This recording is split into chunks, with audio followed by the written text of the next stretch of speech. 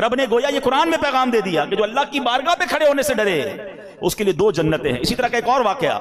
حضرت عمر فاروق رضی اللہ تعالیٰ کے دور مبارک میں ایک نوجوان تھا، بڑا متقی تھا، بڑا پرہیزگار تھا،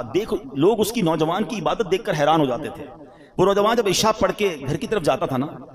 تو راستے میں اسے خوبصورت عورت اپنی طرف بلاتی تھی، وہ بڑی نیک طبیعت کا مالک تھا، اس کی طرف توجہ نہیں کرتا تھا اور نکل جاتا تھا۔ ایک دن جب وہ گزرا تو عورت نے اس کو پھر بلایا،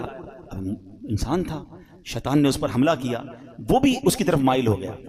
مگر جیسی عورت کے قریب ہوا نا تو اسے اللہ کریم کا یہ فرمان یاد آیا، ان الذین اتقوا اذا مسهم طائف من الشیطان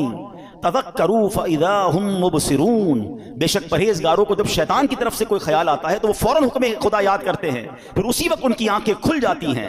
اس آیت کریمہ کے یاد آتے ہی اس کے دل پر ایسا اللہ کے خوف کا غلبہ پیدا ہوا کہ خوف الہی سے کانپتے کانپتے وہ بے ہوش ہو گیا۔ جب بڑی دیر ہو گئی گھر نہیں پہنچا تو اس کا بوڑھا باپ ڈھونڈنے نکلا تو دیکھا کہ نوجوان تو راستے میں بے ہوش پڑا ہوا ہے، اس کو اٹھایا اپنے گھر لایا، اس کو جب ہوش آیا تو اس نے پھر اپنے والد کو واقعہ سنایا، واقعہ سناتے سناتے پھر اسے آیت کریمہ یاد آئی، پھر وہ آیت کریمہ اس نے پڑھی تو اس کی زوردار چیخ نکلی اور اس کا دم ہی نکل گیا۔ حضرت عمر فاروق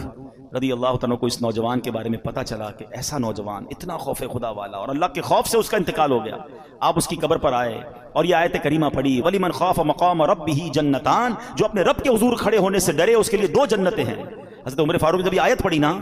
تو قبر میں سے اس نوجوان نے جواب دیا، اے امیر المومنین، میرے رب نے بے شک مجھے 2 جنتیں عطا فرما دی ہیں۔ ہاں، جب رب بخشنے پہ آتا ہے نا تو کریم ہی جو ٹھہرا تو کرم کے کیا ٹھکانے، تو نوازنے پہ آئے تو نواز دے زمانے۔ بات یہ ہے کہ اللہ سے دوستی بندہ کر لے، اللہ کا خوف تو دل میں رکھے نا۔ چھپ چھپ کر گناہ ہو رہے ہیں، اللہ کو ناراض کیا جا رہا ہے، موج مستی ہو رہی ہے، اللہ کی بارگاہ میں پیش ہونے کی فکر ہی نہیں ہے، یہ نہ کرو۔ اب تو رمضان آنے والا ہے، اب تو وہ مہینہ آنے والا ہے جس پہ ویسے ہی اللہ کریم کی رحمتوں کے دروازے کھل جانے ہیں، تو اب سچی توبہ کر لیجئے، اپنے گناہوں سے معافی مانگ لیجئے، اللہ کے قریب ہو جائیے، اور یقین کریں اللہ معافی مانگنے والوں کو بڑا پسند فرماتا ہے۔